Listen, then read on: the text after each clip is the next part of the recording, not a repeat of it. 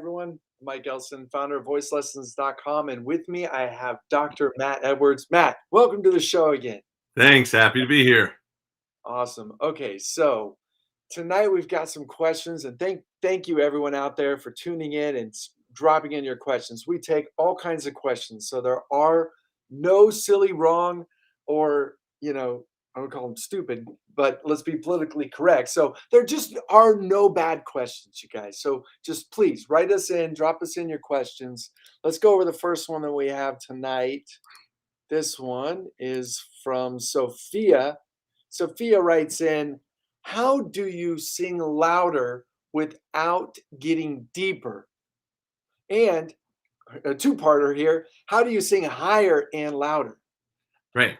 So the first thing, what I thought we should do is talk a little bit about just like microphones and how microphones play into this. Oh yeah, Because Sophia, please bring that up. Sophia, a lot of what we hear on recordings is the equivalent of airbrushing, and we know how much models are airbrushed, where it's not what they actually look like in real life. They've used computers to change every aspect of a model anymore.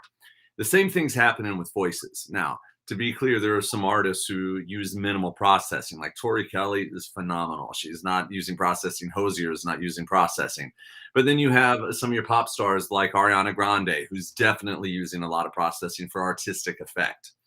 And when you use that processing, it can make your voice seem really loud, really present on the recording. And in the recording studio, it may not actually be that loud.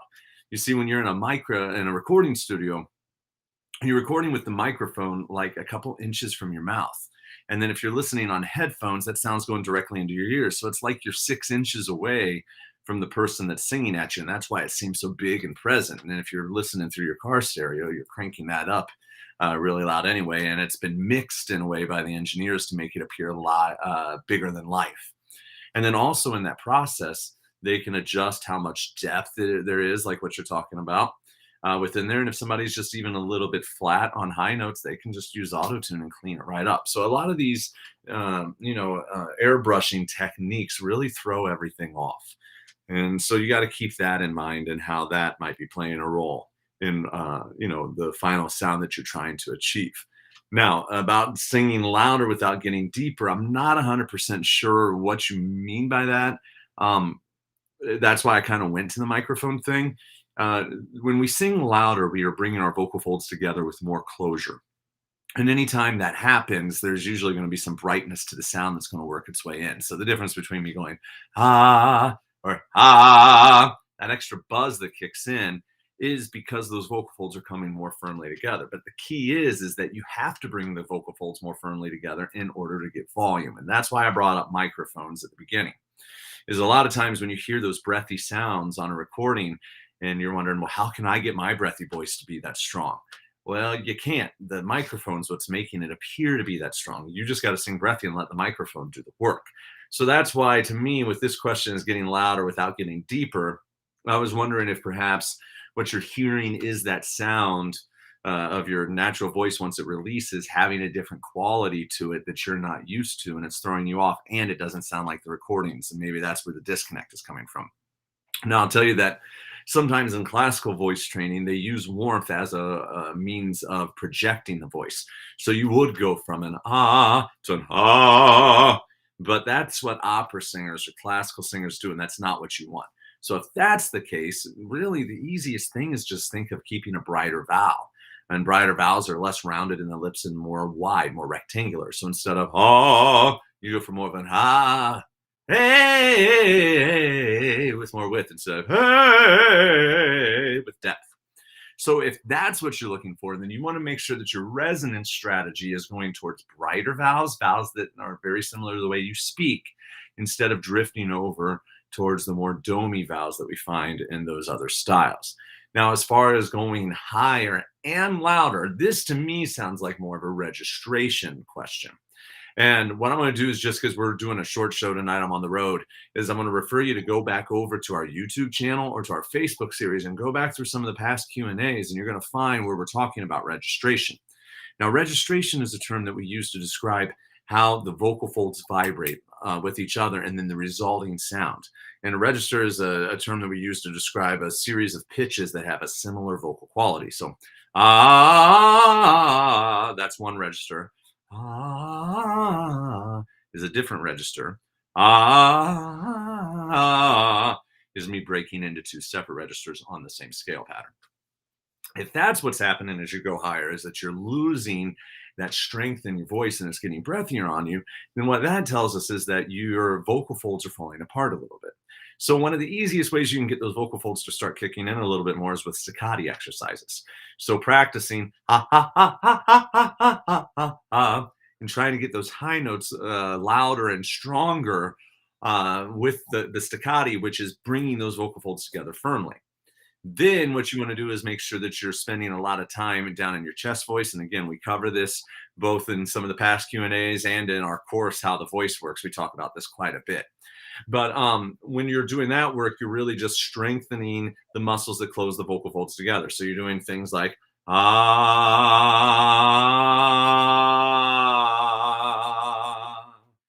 And when you're doing those exercises, you're strengthening the muscles that close the vocal folds together. And then as you glide, you start making bigger and bigger glides to carry that strength up into the upper part of your range. So we move from ah to ah to ah, and then eventually you get to ah. And you're trying to take that strength that you're finding in the lower part of your voice and dragging it up to the top. And as you do that, you're going to start to develop what we call your mix. And your mix is basically your speech-based sound. And we can have lighter speech or heavier speech that's more like calling. And all of those different qualities are what's going to really help you open the top. Again, we cover that in some of these past Q&As, so go back and check out our archives. Or if you want a real crash course on how the voice works and how to do this work on your own with exercises that will specifically target this issue that you're bringing up, be sure to check out our course, How the Voice Works, as we really go into depth in the course. And like I said, we give you exercise tracks to do drills with. And all of those drills will help you start to expand your range while also bringing some power into it as well. Hey, Matt, I was going to ask on the first part of this one, I'm wondering if it is maybe related to registration. Like maybe this question is coming from the same place on both, because when you sing louder, does that means you're adding intensity, right? Yeah. To the sound, right? Now, if you add intensity, that's also like adding mass. So you're Yes. probably gonna have more vertical depth Yes. engaged. So it's almost like how do can you even sing louder without getting deeper? It might just be they come together. Yeah. I think Well, you it takes sing brighter, right? That was the solution. Well, that's one of the things I recommended, and I said, yeah, is that the brighter is a lot of it. But you're right. If it's a register issue down there, then it may even just be using staccato in the bottom part of your voice, getting that ah, or doing a really firm ack. That'll also get those folds together. And by increasing the mass of the vocal folds and the closure, then you're definitely going to add a little bit more strength down there.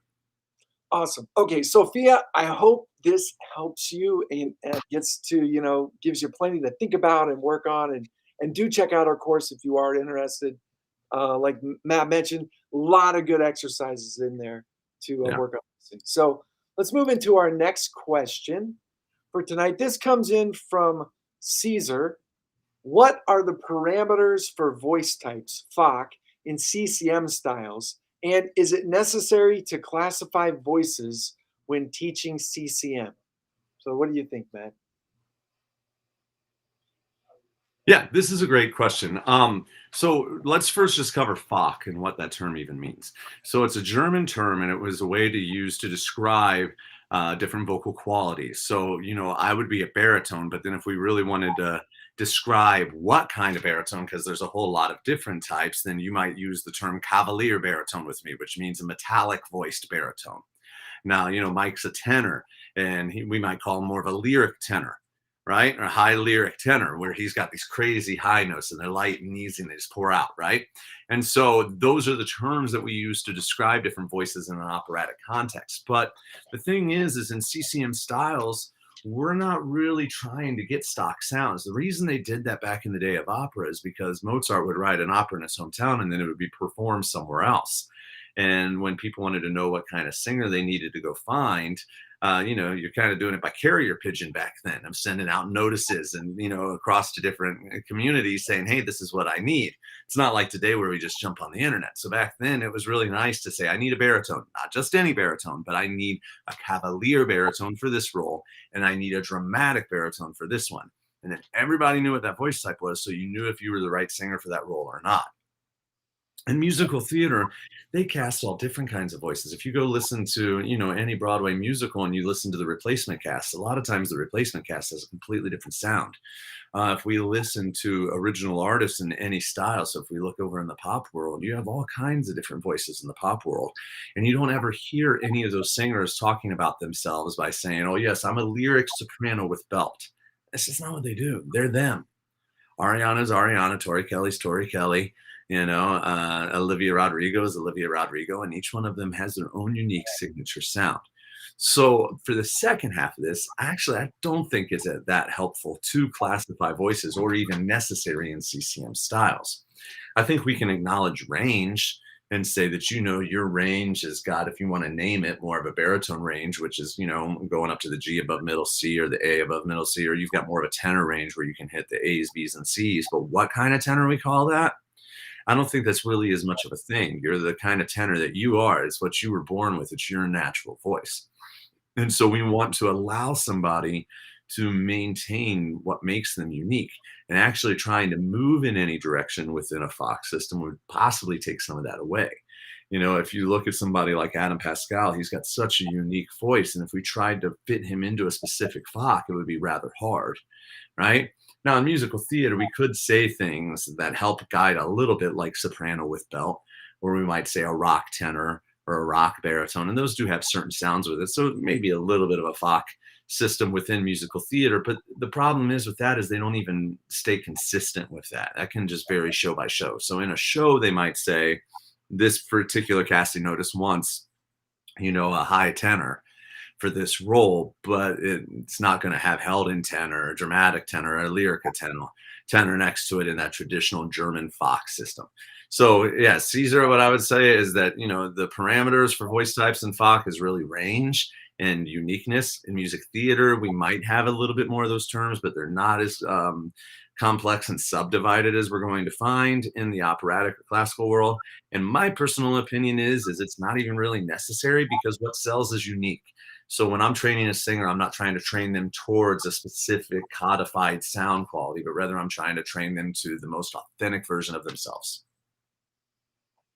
Awesome. Caesar, I hope that breaks it down for you. And yeah, I mean, your voice is unique, so I kind of agree with Matt on this one. We don't have to classify CCM voice types, nor should we want to. So my personal opinion. But all right, let's move to our next one. This comes in from Kutsia. They write in, do we need producers or managers for starting your music career? Oh, wow, what a brave soul to ask this question. Yeah, I what do you know, and it's a tricky question because, again, just like no voices are the same quality-wise, so we don't want to try to treat everybody the same in terms of vocal quality. We also don't necessarily want to say that everybody needs any certain thing along the way. So the music business is constantly changing. And so really where I think a producer and manager come into play is when you're trying to scale up your work. And so that means when you're trying to take something that you've already built on your own and trying to blow it up into something much bigger. And usually most artists who are just starting out are not in that place. Now, in every community I've lived, there is somebody who has fancied themselves as a producer or manager who has reached out to me with some student that they wanted to, manage or produce, and they wanted me to work with them, and they were going to get in some local festivals, and they knew somebody who would get something for them, and none of it ever worked out. Right? Because, and it's really just the way that the music business works today. The music business doesn't work like it did in the 80s. In the 80s, you did have these record labels, And I mean, even back to the 50s, it's how Elvis was discovered. Elvis went into a recording studio and somebody heard him for the first time and said, "We need to play this on the radio and we can do something with this." And then turned Elvis into a star. But they were doing that work because there was no other way to really find new artists. But today, you just jump up onto TikTok and people are posting songs. You jump into Spotify, SoundCloud, you name yeah, it. SoundCloud, Insta, YouTube, all that stuff. So you're actually more likely to make it big by posting a cover or something on one of these platforms and having a bunch of people fall in love with it and share it all over. But even that isn't necessarily enough. That one hit isn't time to go get a producer or a manager. What you need is a following. Because nowadays, these producers and managers know that, any artist can put themselves out there and have some success. But what they're looking for is, does this artist have enough of a following that if we throw the full resources of our record label behind their work, is it going to help it take off and is it going to launch it into a whole new realm? And that's what they're looking for. So usually the number they're looking for is at least 10,000. So, have you moved it in? It's more than just 10,000 followers. Lots of people have 10,000 followers. 10,000 track sales, like have 10,000 people bought your track off of one of these things? Or have you streamed it 100,000 times or more, right? They're looking for how many streams do you have? How many views do you have? Yes, your social media followers matter, but if that is what they're looking at, they want to see that you've, got hundreds of thousands of followers. But really what they want to see is, have you been able to sell any of your music on your own? Or have you been invited to, other big festivals as you've been playing in your regional area? And usually that's more of the story, is that people start off playing in coffee shops. They start making connections. And then the next thing you know, they're with a band. And then their band starts really playing throughout the local music scene. And as they get better and better in the local music scene, they start getting a following. They start getting more and more fans. As they get more and more fans, they're going to be getting larger and larger crowds to show up. More people are going to be streaming their music. Then as that happens, they're going to get to the point where they realize, hey, this is more than we can handle on our own. And that's the point where you're going to bring in a manager. And at that point, a manager is going to have something to manage, right? Because a manager needs something to manage. They're not going to build it for you. But if you are to the point where you have 3 gigs every week and they're all around your, multi-state area within a couple hundred miles of wherever your home base is, and you've got a social media following that's active and they're always trying to engage with you, and you've got merchandise that you're trying to sell, and you're starting to play bigger festivals, opening up for bigger bands, then you probably want a manager there to help handle all of the side work and the hustle. Then as you start raising money and you get to the point where you want to go in and do a new album, that's when you're going to want to find the right producer to work with. But you're going to be doing that looking at $10,000 to $20,000 minimum to go record one of these records with a good regional producer who can take your music to the next level. And then as you get in and working with that studio, you're going to learn a lot. And along the way, you're going to meet new people. And then that's where the scaling up happens. You start doing better gigs. You start playing with better bands. You start working with better musicians. You start taking projects in with the producer who brings in other people to work with you, or they share your music with somebody else. And along the way, you start gaining more and more followers. You're selling more and more merch. More and more people are showing up at your shows. And then from there, it's just, it's a combination of making great music, being great with your crowd, and, a little bit of luck, getting lucky and having something that people really like, really appreciate, and finding the right place to share that music. That's awesome. Okay, I hope that's helpful for everyone out there listening. I'm just so excited to get out there and play some concerts. Can't wait for Yes. Sunday to end. All right, so here we go. Trina writes in to me. I'll check the chat here in a minute. Actually, let me pop over there right now. Okay, yes, Caesar. Hey, thanks for writing in. He says thanks for answering his question. Good. I'm glad he was able to tune in tonight. We can answer the questions, guys. Just write them in. These are not fake questions. These are real questions. Okay. So Trina writes in, I'm confused. Is belting supposed to be nasal? So what do you think, man? How can we help her out? Yeah, I think that this is it definitely draws up a lot of confusion, Trina, and that's why I thought we'd go ahead and talk about this tonight. Nasality is a tool that can help you learn how to belt. Okay, you have your soft palate in the back, which is where that little uvula is that hangs in the back of your throat, and the tissue around that lifts up to shut off your nasal cavity, and your nasal cavity is, it's right here. It's where you blow your nose, and if that's completely sealed off, The way that the sound interacts with the opening of your mouth affects the way your vocal folds close. And the research suggests if we open up that nasal port just a little bit, it can relieve some of the pressure and help you mix. Now, this also brings in something interesting, which is sometimes we perceive nasality, this sound that literally is through your nose, we label sounds nasal that aren't actually going through somebody's nose.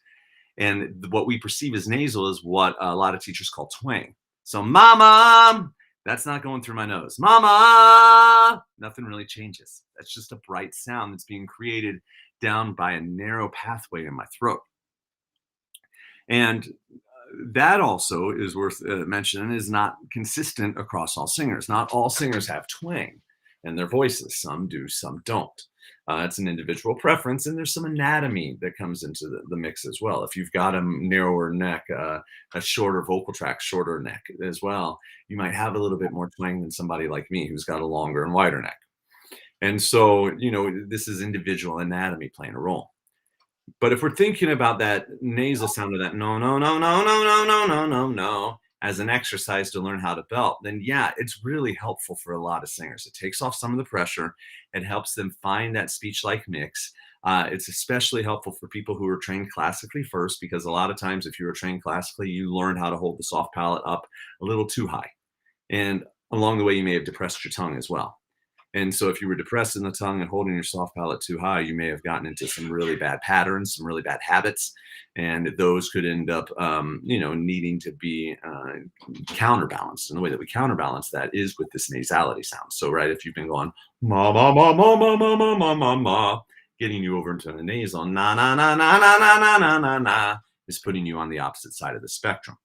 Then, as we establish what the two sides of the spectrum are, that really domey British and that really nasally twangy then that puts us in a much better space to then find your voice, usually somewhere in the middle, right? And that's what ends up happening is that singers think they've mastered their belt once they learn how to use nasality to do it, and they start putting themselves out there into the world, and the next thing they're getting some success because it's way better than what it was, and they just start singing that way consistently, and they get in their mind that that's the answer because it worked really quick, and then they can stop and they go out singing with a nasalized belt. And that's why you don't want to stop even when things are going well. There's usually another level, another direction to go.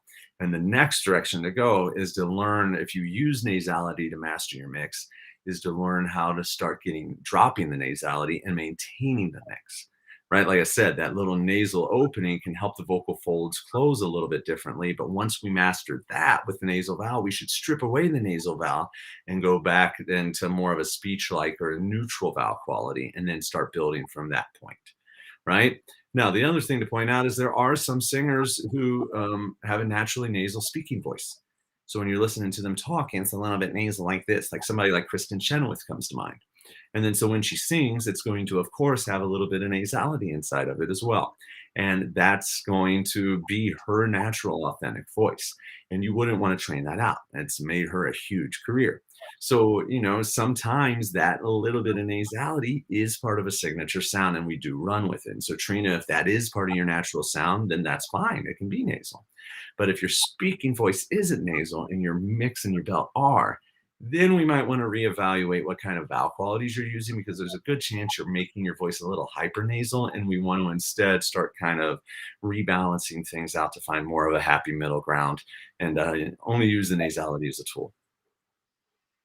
Awesome, awesome. Trina, I hope that helps you. I'm gonna pop in, see if we have any other questions in the chat today. I know we're gonna keep today's show a little bit short. So I think that's it. Matt, any final thoughts? No, yeah, so we'll be back with a more full-length show. I'm on the road a little bit this week, so thanks for tuning in, though, to everybody who tuned in tonight. Hopefully those 4 questions were helpful, and if you have any of your own, please send them in. It's always nice when we have new questions popping into the inbox, and we can add them to the list for the next week. Yeah, you guys got to check out How the Voice Works. If you haven't gone to it, the URL's there. We'll put it in the link. But we're running up. The class is filling up. So then the price is going to go up once we hit the 1,000 students. So, all right, everyone, have a good week. Take care. Bye. Bye.